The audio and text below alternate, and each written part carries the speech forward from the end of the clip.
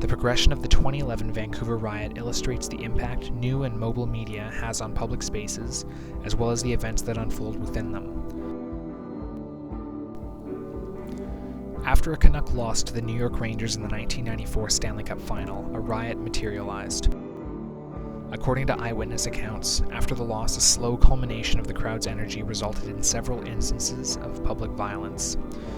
Other factors, such as under-policing, helped to snowball the violence into a riot. No icing. For the first time in 39 years, the Boston Bruins have won the Stanley Cup. 17 years later, Vancouver's Game 7 loss to the Boston Bruins resulted in similar acts of violence and vandalism with two key differences, the first being its organization. Activity on social networking sites suggested that a riot was a realistic outcome of the game.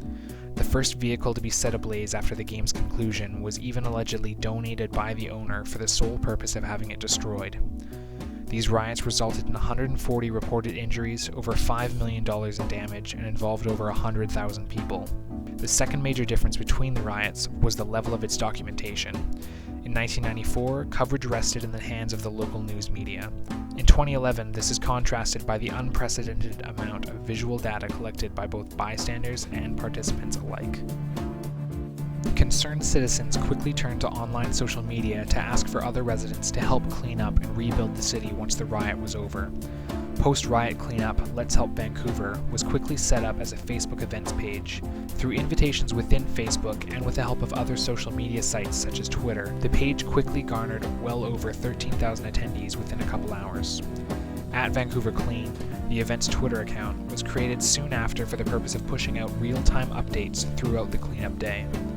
Facebook users from across Canada used the Facebook page to comment and show support for the many Vancouverites horrified at the damage caused by the 2011 Stanley Cup riot.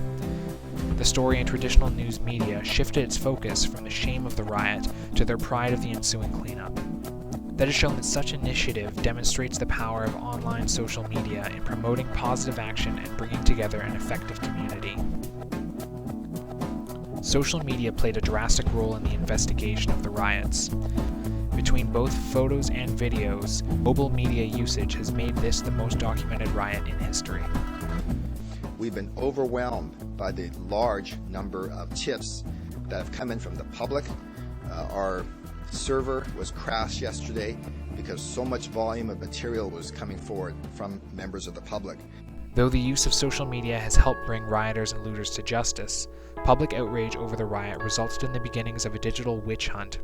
Countless rioters knowingly had their photos taken performing illegal actions or bragged about their actions on social networking sites. Given the photographic evidence circulating the internet, those exposed as rioters have been harassed and threatened by the public. This stirs up notions of social surveillance and policing rather than the more common concerns over government infringement of privacy and freedom.